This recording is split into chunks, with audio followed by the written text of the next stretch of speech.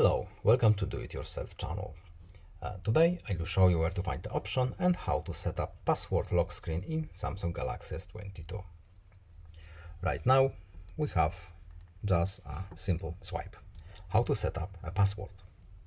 We need to go to settings, then lock screen, and at the top we have lock screen type.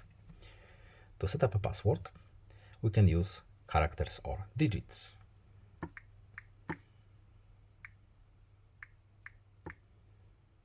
For example, Adam123.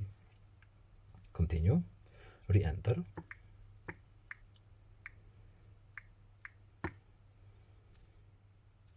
As you can see, the same. OK.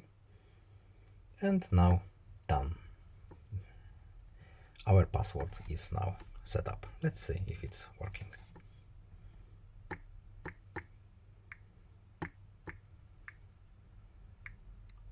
Of course, it does. So I hope this video was helpful to you. Please leave a like and subscribe. Have a nice day and see you in the next video. Goodbye.